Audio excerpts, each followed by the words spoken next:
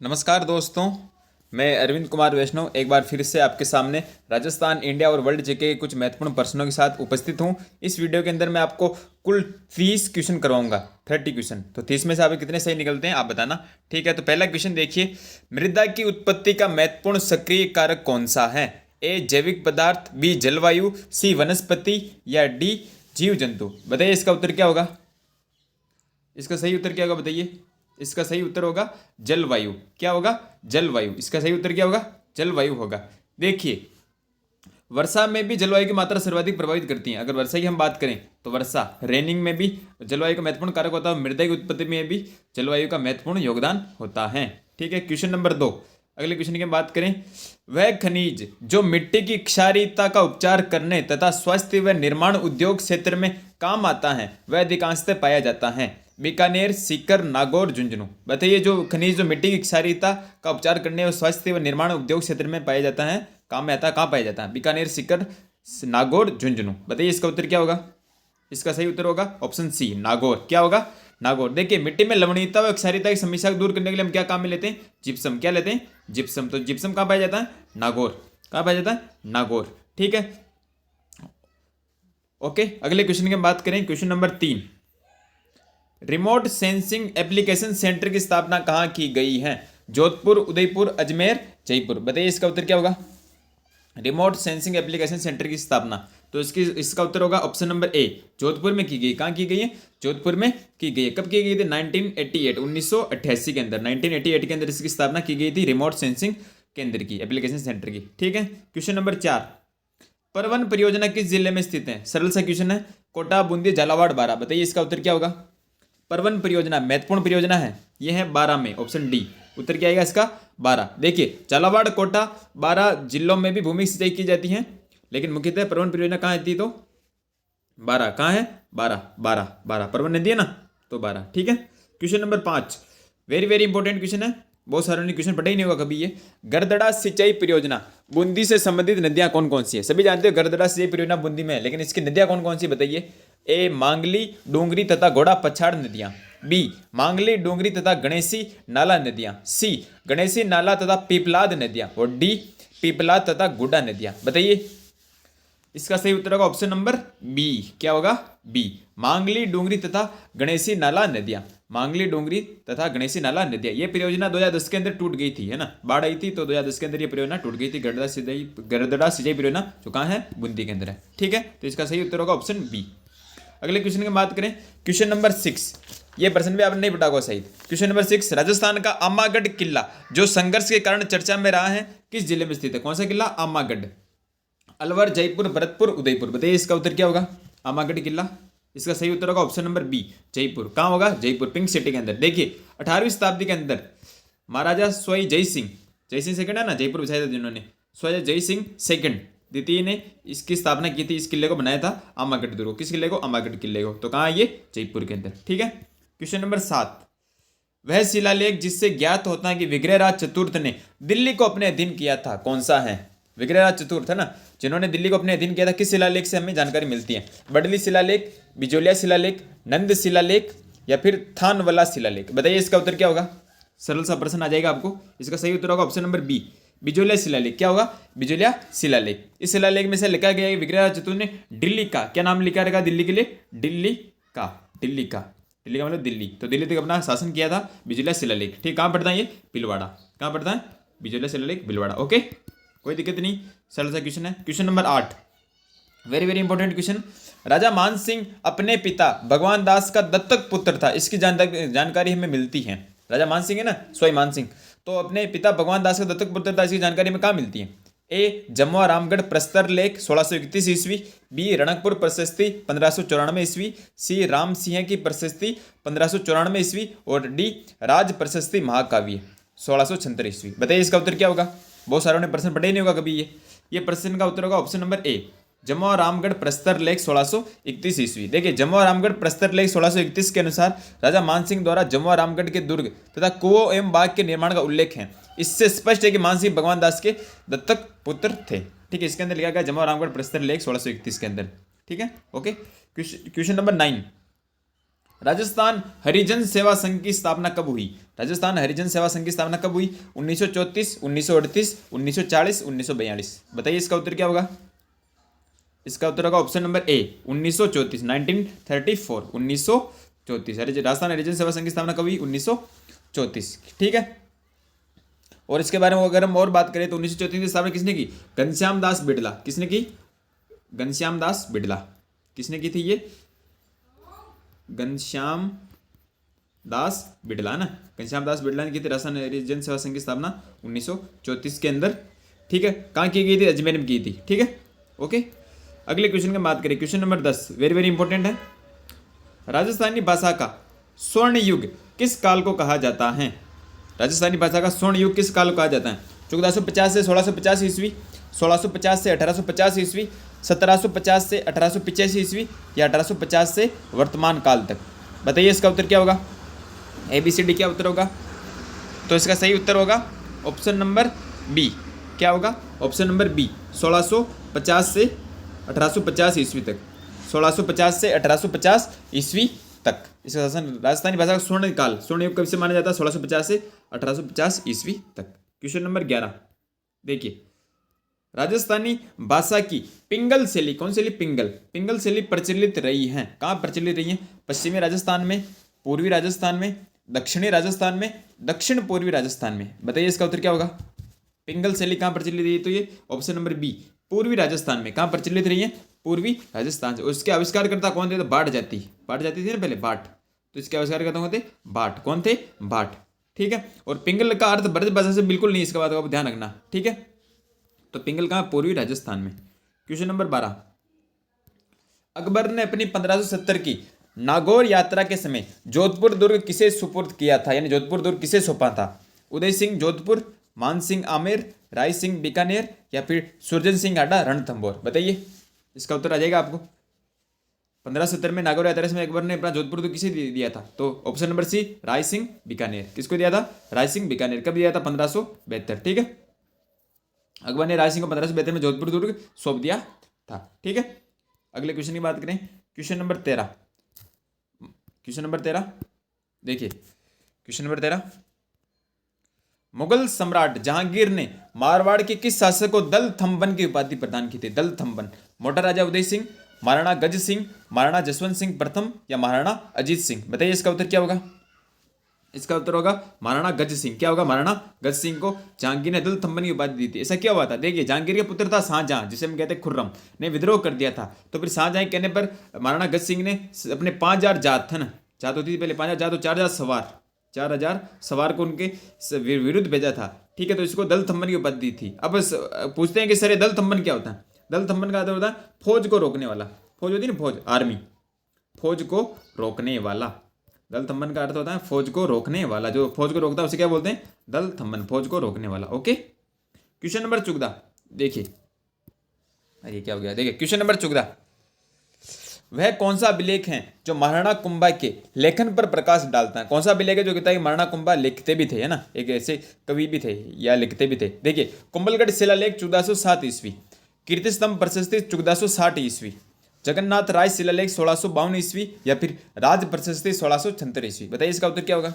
आ जाएगा, सरली है तो इसका उत्तर होगा बी, कीर्ति स्तंभ प्रशस्ति 1460 ईस्वी। इसके अंदर कहा गया कि कुंभा भी एक लेखन लिखते थे, इसलिए कुंभा के बहुत सारे नाम थे। महाराणा कुंभा के दान गुरु, शैल गुरु, छाप गुरु, ऐसे बहुत सारे नाम आते हैं। ठीक है। और जिसमें चंडीस्तक, गीत गोविंदी, टीका, संगीत राज, ऐसे बहुत सारे ग्रंथ हैं इनके। संगीत राज महाराणा कुंभा लिखे थे। ओके, सभी जानते हो। तो कीर्ति स्तंभ प्रशस्ति। क्वेश्चन 15 इंपॉर्टेंट क्वेश्चन है। मेवाड़, वागड़ और पास के क्षेत्रों के बिलों में सामाजिक सुधार के लिए लसोड़िया आंदोलन, कौन सा आंदोलन? लसोड़िया आंदोलन का सूत्रपात किसने किया? मावजी, गोविंद गिरी, सुरमल दास, मोतीलाल तेजावत। बताइए इसका उत्तर क्या होगा? लसोड़िया आंदोलन सूत्रपात किसने किया? अब आप सभी जानते हो, बिलों में आंदोलन किया था तो मोतीलाल तेजावत। किसने किया था? मोतीलाल तेजावत। तो इसका सही उत्तर क्या होगा? मोतीलाल तेजावत। ठीक है। अगले क्वेश्चन की हम बात करें, क्वेश्चन नंबर 16। क्वेश्चन नंबर 16 की बात करते हैं। देखिए, राजस्थान के नाथरा की पाल क्षेत्र में कौन सा खनिज पाया जाता है? नाथरा की पाल। देखिए, लोह अयस्क, तांबा, शीशा जस्ता, या फिर मैग्नीज। कौन सा उत्तर आएगा इसका? बताइए। इसका उत्तर आएगा लोह अयस्क। क्या पाया जाता है? लोह अयस्क। क्या पाया जाता है? लोह अयस्क। ऑप्शन नंबर ए। अब बात आती है नाथरा की पाल कहाँ है? तो नाथरा की पाल कहाँ, कौन सी जिले के अंदर पड़ती है? उदयपुर। कहाँ पड़ती है? उदयपुर। नाथापाल कहाँ पड़ती है? उदयपुर। ठीक है, तो नाथापाल कहाँ है? उदयपुर। क्या पाया जाता है यहाँ पे? लौह अयस्क पाया जाता है। ठीक है, ओके। अगले क्वेश्चन की हम बात करें, क्वेश्चन नंबर 17 इंडियन हिस्ट्री का क्वेश्चन है। निम्न स्थानों में से किस स्थान पर सिंधु घाटी सभ्यता से संबंध विख्यात वृषभ मुद्रा प्राप्त हुई? वृषभ यानी बेल है ना, वृषभ मुद्रा प्राप्त हुई थी। हड़प्पा, चहुदड़ो, लोथल, मोहनजोदड़ो। बताइए, इंपॉर्टेंट क्वेश्चन है। किस स्थान पर सिंधु घाटी सभ्यता से संबंध विख्यात वृषभ मुद्रा प्राप्त हुई थी? बताइए, हड़प्पा, चहुदड़ो, लोथल, मोहनजोदड़ो। इसका सही उत्तर होगा हड़प्पा। क्या होगा? हड़प्पा। कहाँ हुई थी? हड़प्पा। ठीक है, क्वेश्चन नंबर 18 इंपॉर्टेंट क्वेश्चन है। खानवा में बाबर के विरुद्ध राणा सांगा की सहायता के लिए किसके नेतृत्व में मारवाड़ी सेना भेजी गई थी? यानी मारवाड़ से राणा सांगा की सहायता के लिए किसको भेजा गया था? राव गंगा, मालदेव, बीरमदेव, सुजा। बताइए, इंपॉर्टेंट क्वेश्चन है, सरल सा है वैसे आ जाएगा आपको ये। खानवा युद्ध में बाबर के विरुद्ध राणा सांगा की सहायता के लिए किसको मारवाड़ से भेजा गया था? तो इसका सही उत्तर होगा राव मालदेव। किसको भेजा गया था? मालदेव को भेजा गया था। खानवा युद्ध कब लड़ा गया था? 17 मार्च 1527 को, राणा सांगा और बाबर के बीच। ठीक है, क्वेश्चन नंबर 19 इंपॉर्टेंट क्वेश्चन है। राजस्थान में मानसून वर्षा किस दिशा में बढ़ती है? ए दक्षिण पश्चिम से उत्तर पूर्व, बी दक्षिण पूर्व से उत्तर पश्चिम, सी उत्तर पश्चिम से दक्षिण पूर्व, या फिर डी दक्षिण से उत्तर। बताइए, इसका उत्तर क्या होगा? इसका उत्तर होगा ऑप्शन नंबर सी, उत्तर पश्चिम से दक्षिणी पूर्व। उत्तर पश्चिम से दक्षिणी पूर्व। देखिए, उत्तर पश्चिम से दक्षिणी पूर्व ऐसे बढ़ती है, पहले उत्तर, फिर पश्चिम, फिर दक्षिण, फिर पूर्व। तो उत्तर पश्चिम से दक्षिणी पूर्व। इसका सही उत्तर क्या होगा? ऑप्शन नंबर सी, उत्तर पश्चिम से दक्षिणी पूर्व। Okay, question number 20 important question है, आ जाएगा आपको वैसे। देखिए, दो नदियों के बीच उपजाऊ भूमि को क्या कहते हैं? जल संभर, जल विभाजक, दोआब या तराई। दो नदियों के बीच उपजाऊ भूमि को क्या कहते हैं? क्या कहते हैं? बताइए, इसका सही उत्तर होगा सी, दोआब। क्या कहते हैं? दोआब। देखिए, दो नदियों के बीच उपजाऊ भूमि को तो हम बोलते हैं दोआब। क्या बोलते हैं? दोआब। अब बात आती है बाकी चीजों क्या बोलते हैं। देखिए, जल विभाजक सीधा सा शब्द है। जल विभाजक जो जल को विभाजन कर देती है, यानी जल के प्रवाह की दिशा को विभाजित कर देता है ना। ठीक है, अब बात करें तराई। तराई का मतलब क्या होता है? तराई दलदली मैदान होता है। क्या होता है? दलदली मैदान। दलदली मैदान होता है ना, उसे हम क्या बोलते हैं? तराई। दलदली मैदान, उसे हम बोलते हैं तराई। ठीक है सर। और अगर हम बात करें जल संभर, जल संभर क्या है? तो जल संभर जल के संरक्षण से संबंधित है। जल का संरक्षण है ना, जल के संरक्षण से ये संबंधित है। ठीक है, उसका प्रबंधन करते हैं, संरक्षण करते हैं, जल को बचाते हैं हम, उससे संबंधित है जल संभर। Okay, question number 21 important question है। भारत में सबसे ऊंचा पठार कौन सा है? दक्षिणी पठार, छोटा नागपुर का पठार, लद्दाख पठार, या बघेलखंड का पठार। बताइए, दक्षिणी पठार, छोटा नागपुर का पठार, लद्दाख पठार, या बघेलखंड का पठार कौन सा होगा? इसका होगा ऑप्शन नंबर सी, लद्दाख का पठार। कौन सा है? लद्दाख का पठार, जो तिब्बत पठार का ये भाग माना जाता है। किसका माना जाता है? तिब्बत के पठार का ये एक भाग माना जाता है, तो लद्दाख का पठार। ठीक है, और क्वेश्चन नंबर 22 सरल सा क्वेश्चन है। भारत में सबसे ऊंची चोटी कौन सी है? कामेट, नंदा देवी, नंदाकोट और केटू। कामेट, नंदाकोट, नंदा देवी और केटू, कौन सी होगी? बताइए, इसका उत्तर क्या होगा? इसका उत्तर होगा केटू। केटू जिसे हम बोलते हैं गोडविन ऑस्टिन। क्या बोलते हैं? केटू, गोडविन ऑस्टिन। Godwin Austin. तो भारत में सबसे चोटी कौन सी है? केटू, गोडविन ऑस्टिन। इसकी ऊंचाई कितनी है ये भी अगर आपसे पूछ ले तो आपको बता देता हूं मैं, 8611 मीटर। किलोमीटर भी याद मत कर लेना है ना, 8611 मीटर, 8611 मीटर केटू की ऊंचाई है। ओके, क्वेश्चन नंबर 23 सरल सा क्वेश्चन है।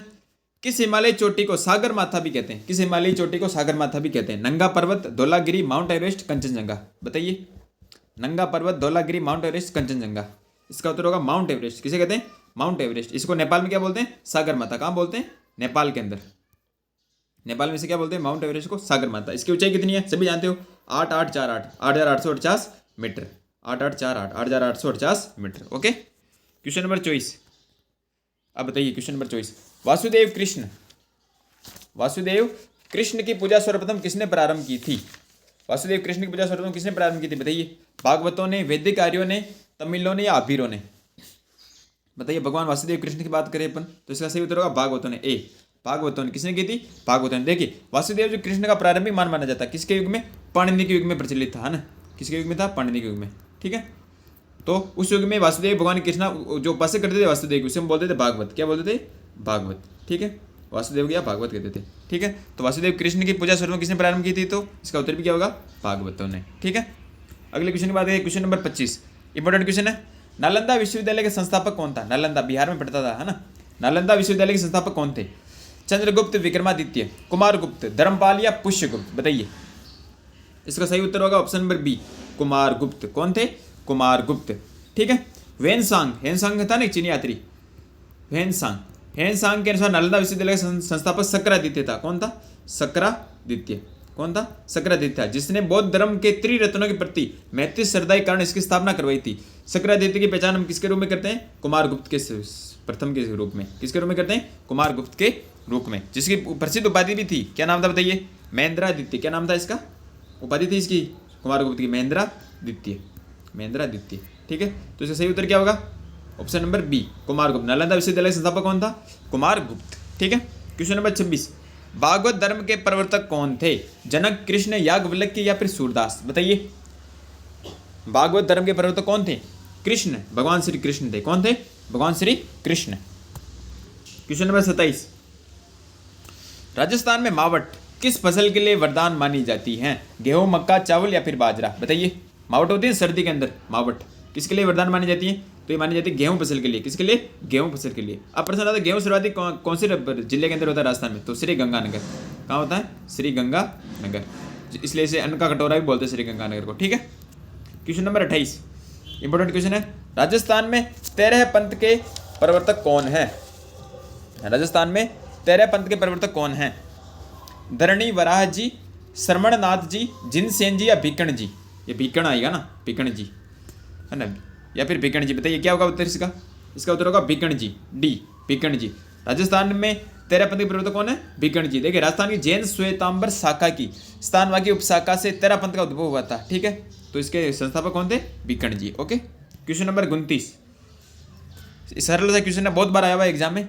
भक्ति आंदोलन राजस्थान में फैलाने वाले संत कौन थे? भक्ति आंदोलन राजस्थान में फैलाने वाले संत कौन थे? निम्बार्क, नानक, दादू या फिर सूरदास? बताइए।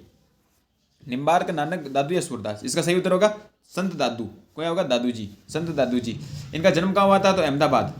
ये राजस्थान के नहीं थे, जाना ना, अहमदाबाद में हुआ था संत दादू जी का जन्म।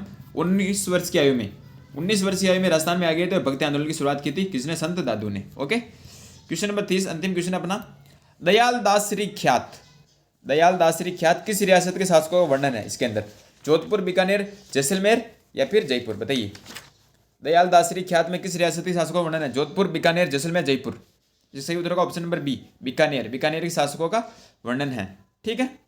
अब आप बताना क्वेश्चन 30 में से आप कितने सही निकले और क्वेश्चन का लेवल आपको कैसा लगा? प्रश्न में बता रहा हूँ जो लेवल का लगे, ऐसे बिना फालतू लगे आपको। ठीक है, तो बताना आपका स्कोर कितना रहा। ठीक है, धन्यवाद।